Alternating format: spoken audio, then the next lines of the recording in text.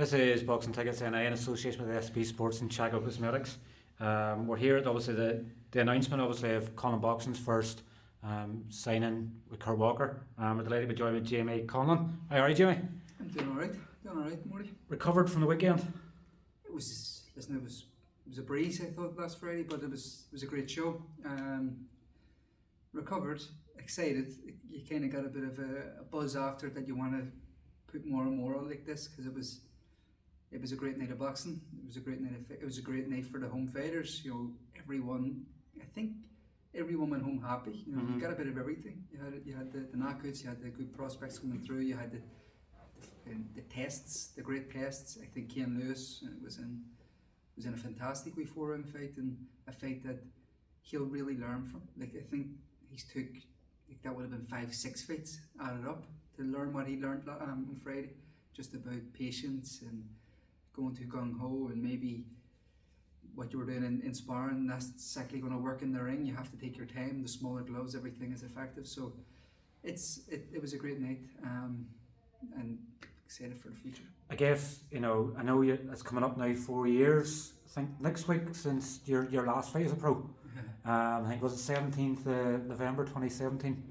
So I think I actually seen something yesterday and I thought that'd be obviously your last fight. Did you sort of see things of like Cain Lewis in his fight?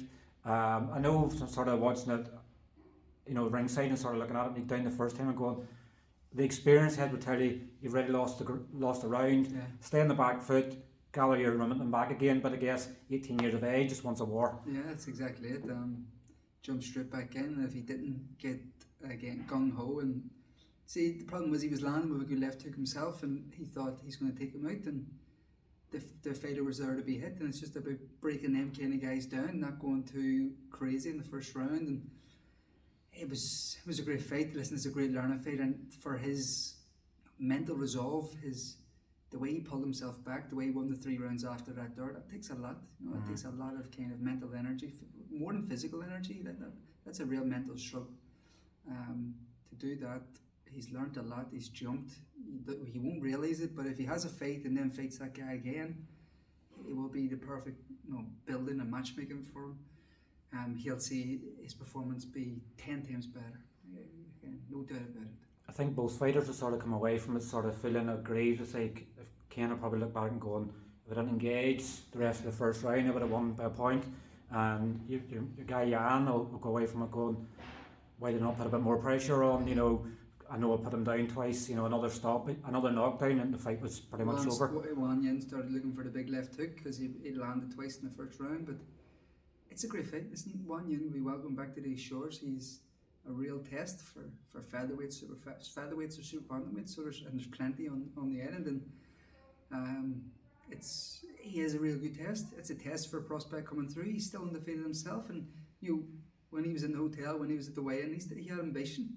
Speaking to him, he wasn't brought over to lose. He had real ambition, and that proved. He came to win. He came to fight, and that's what you need, I think, as a prospect, and that's what all the prospects kind of took on there. And I stated it before. No one asked for a handy one. No one asked for an easy one. Everyone wanted to progress in their career. Everyone wanted to learn something, and I think everyone did in certain forms. McGivern against the strong Russian, who was a good lad, had around Monday night, getting caught for the first time, getting his chin checked for the first time, thinking he was going to go in and be able to push him back, and then didn't, and had to kind of readjust and adapt, and a lot to learn from it, a lot of mistakes made, but a lot of kind of good mistakes, because it shows that he is still further to go. And McComb of Ronnie Clark, again, it's what he needed, both mentally and physically. He could have took a handy 8 rounder, but he took Ronnie Clark, who was going to come in and try to prove a point. Ronnie Clark doesn't come to lose. Ronnie Clark comes to win.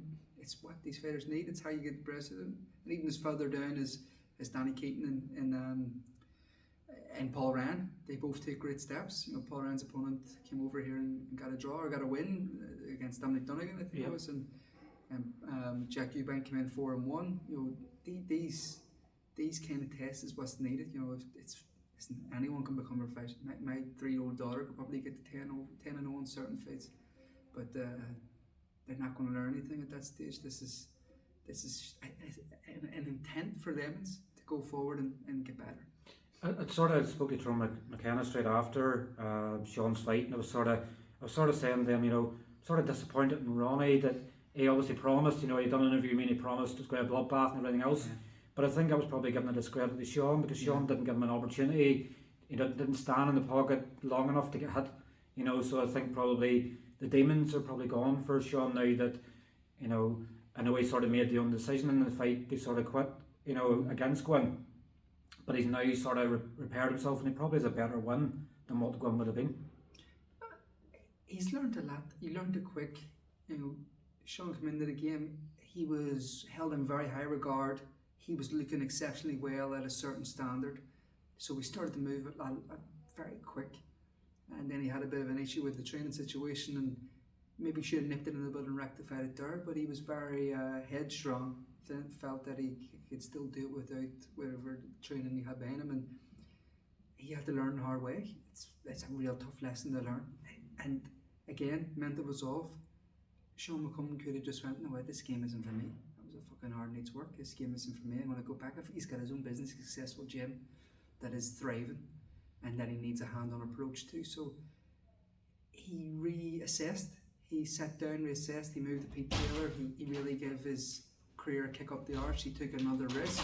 He's all in, and as I said to him when the Gwyn fight was over, like, what we're going to do, and Sean McComb 2.0 is in the building, and that was, listen, he learned a valuable lesson. When we talk about lessons for Cain Lewis and etc., Sean McComb learned a very hard lesson, and he learned it early enough in his career, so he has a lot of time to rectify it, and I think he is.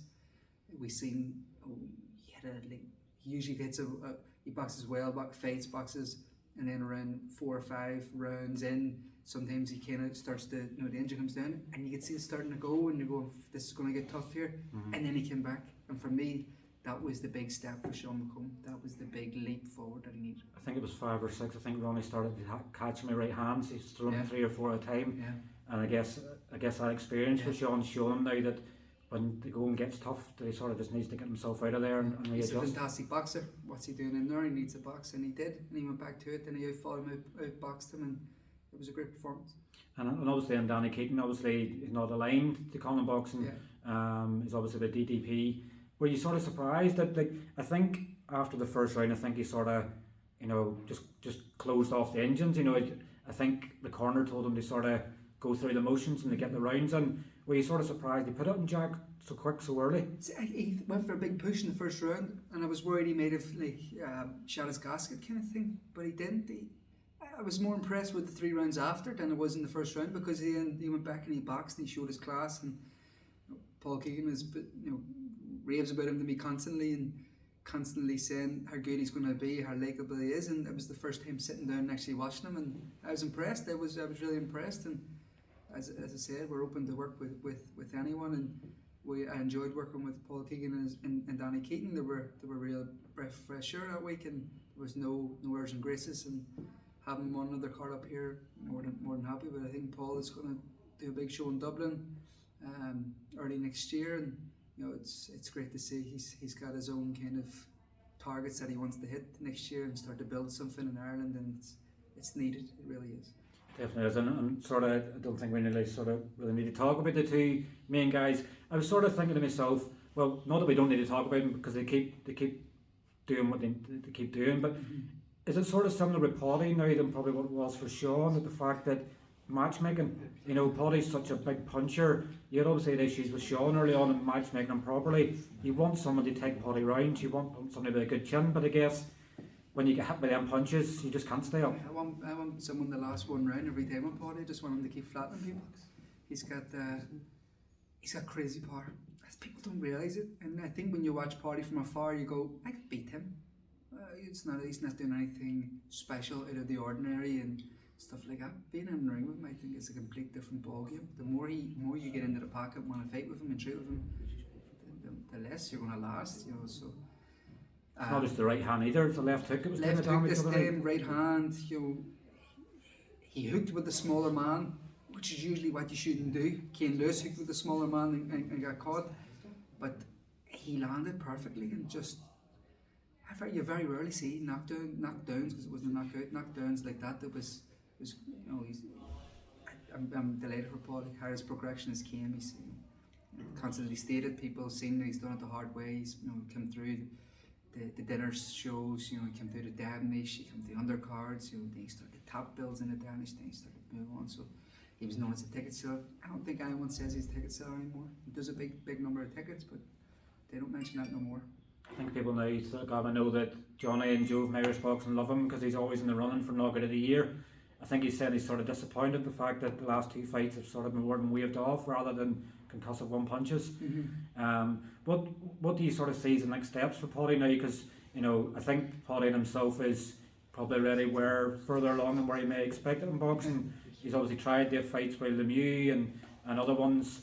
Do you think obviously his exposure will build in a way that he may be able to get probably another fight, like obviously the failure where he's probably the underdog, to get him an opportunity as a sort of fairy tale story for him? I think for Pody, he's going to be high risk, low reward for a lot of named fighters now, because what do you get out of beating Paddy McCrory? He can punch. They don't realise how hard he can punch, and he's got a minor belt, but other than that they're going, why would I want to fight him? So we need to bring a big name here, I believe, for Pody, and we're already in talks with someone.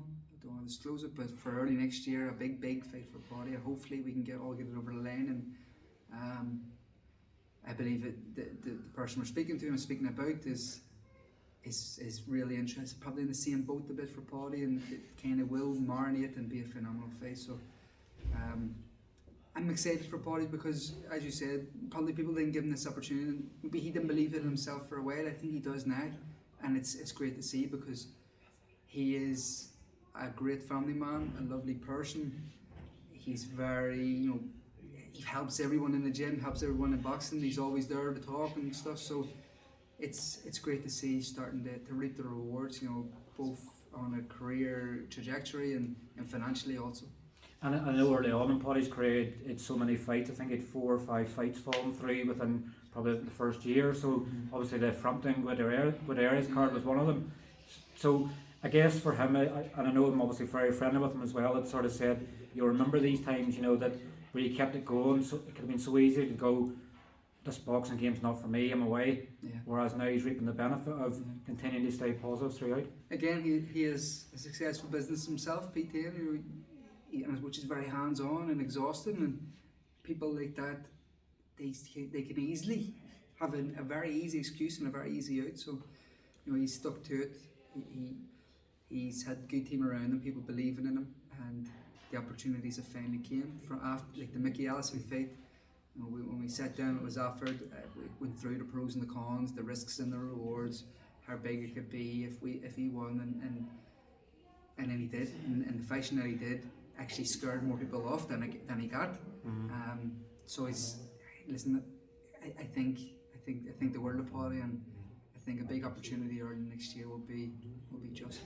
Definitely, well, and then obviously looking at the Croc, it's probably good in a way. He probably went through, I think from Windsor Park 2018, he sort of won a few fights where he's not getting stoppages. Yeah.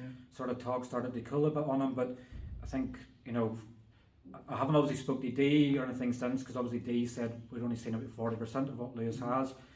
Was it a sort of another box ticked for Lewis on Friday night? Where do you sort of see next steps and things for Lewis?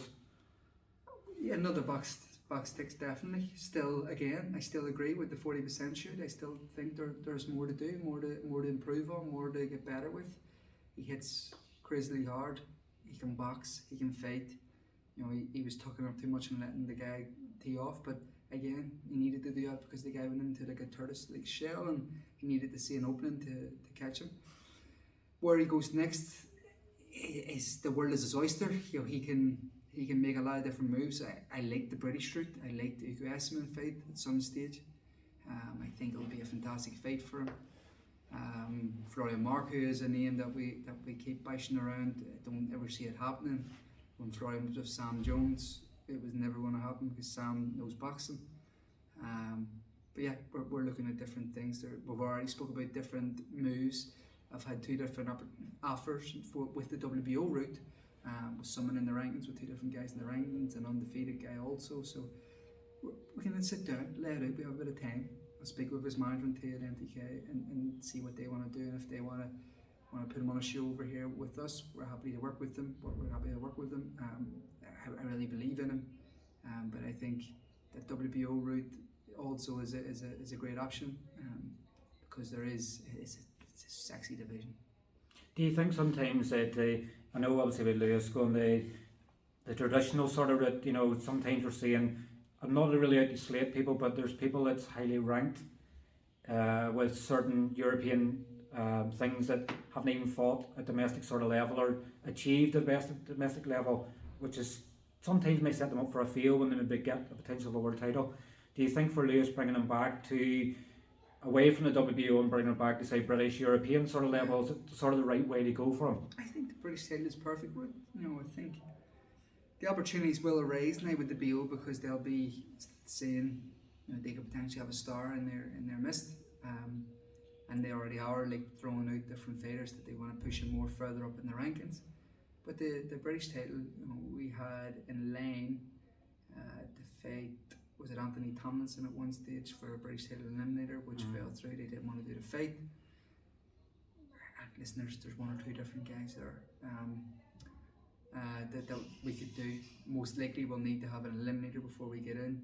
I think he's ready to go straight in. You know, we were trying to do a fight with Ball before he fought, because he had a WBC international belt. We were trying to do stuff like this. No, it's again, it's something we need to do here, is build something for them to come here. I think on a lot of occasions, because why would they'll probably ignore Lewis for a long while, because why do they want to mix it with Lewis? Why do they want to? We have to be put in the positions with the British Boxing Board control and lobbied to fight for a British title, I think. It's probably, I know it's 2003 is the last time we had a British welterweight champion. Obviously Paddy should have been British champion in 2019. Yeah. So probably in some ways, because I know Paddy and Lewis are very good friends, probably in some ways if Lewis was to go on and win it, it would sort of be a repercussion sort of for Paddy to go, well, that's my mate, he's won it, you know, I should have had it. But it gives him a sort of reminder of what should have been his. Do you think Lewis might get to the stage now where a bit like Anthony Kokachi he was avoided by a lot of fighters and sort of had to take a really good risk in Samboan and upset the odds sort of? Do you think Lewis may need to go down that route? I think he will. I think ultimately he will. If a big promoter with a big broadcaster doesn't back him, it's probably the route that's going to have to happen. It's going to have to be mandated, whether it be by the board or Commonwealth Council or one of these things for a belt that will get him more recognition, especially in the UK. That's what needs to be done. That's brilliant, you know, because I think he beats them all. So if there is a way, and well on a way, we'll find it. So it's exciting. You know, to be involved in him, exciting. He's matured as we went on, which is crazy.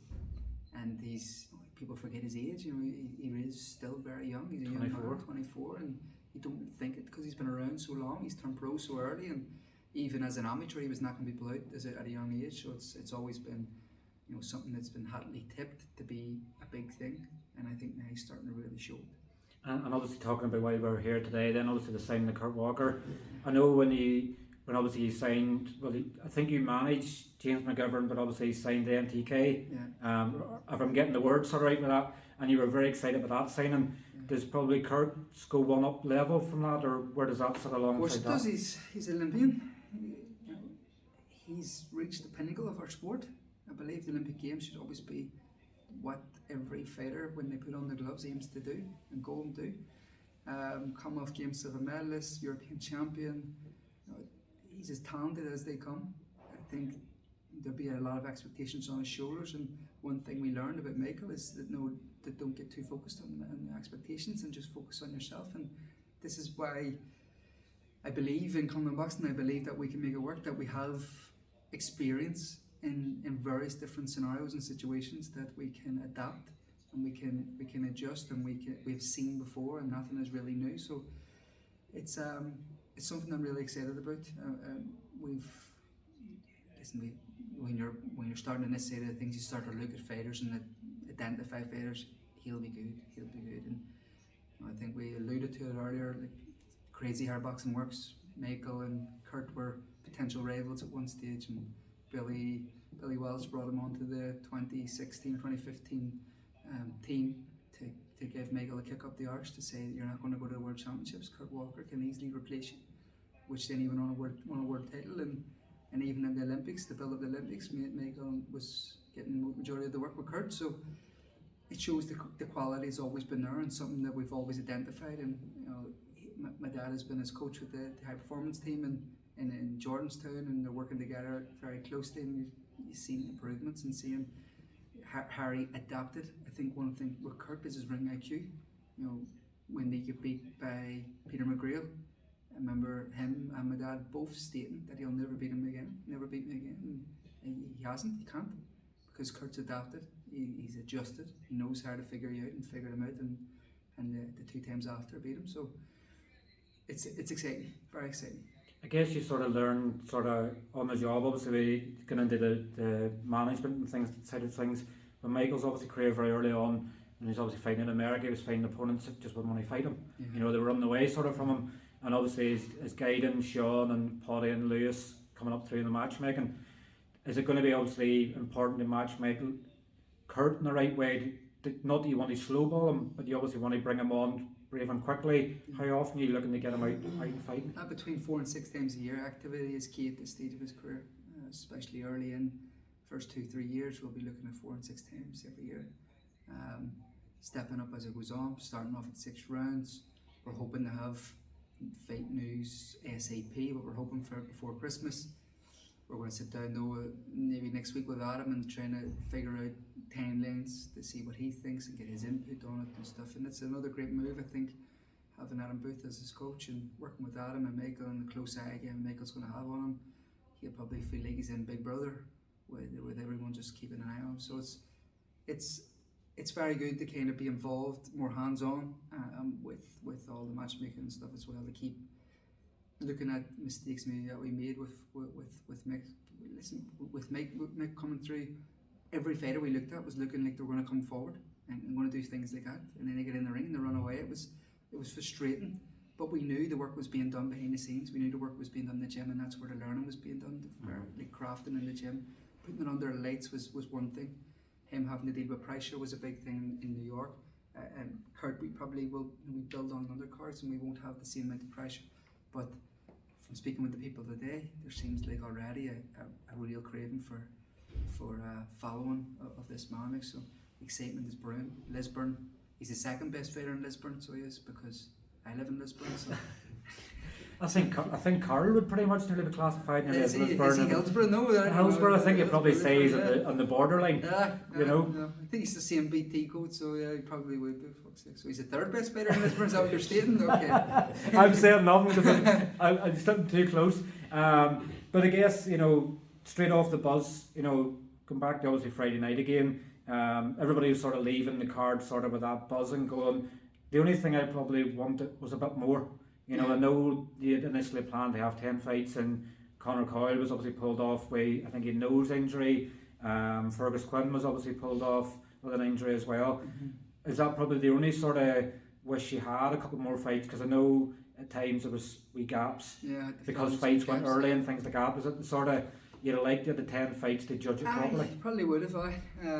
If we would have had a bit more notice, probably would have put Callum Bradley on. A bit more notice, we would have put, I think Leonard was offering 1 or 2 of his guys, Owen Duffy and stuff. So if we had more notice, we would have done O'Neill and Dominic Donegan in a proper fight. So listen, we're nitpicking here at things that, which is good, and it's very good, and reassessing is very good. A lot of things we have to work on in terms of production as well. Things we've identified, and it's great. It's great to be involved in all that and figuring out ways to improve. So yeah, long may it continue.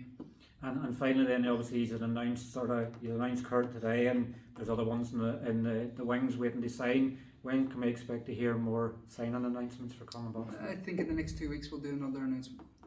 We'll have another signing. We're going to keep the team short or small, boutique. We want to have a hands-on approach of every fighter that we're working with. We want to make it feel like we're part and we're there when need to be there. Don't want to spread ourselves too thin.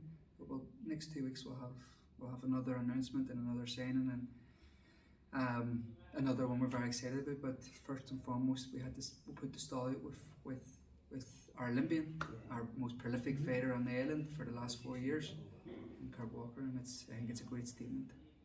Jamie, thanks very much for your time, and I'm sure we'll catch up with you soon. Nice one, Morty. Cheers, take care.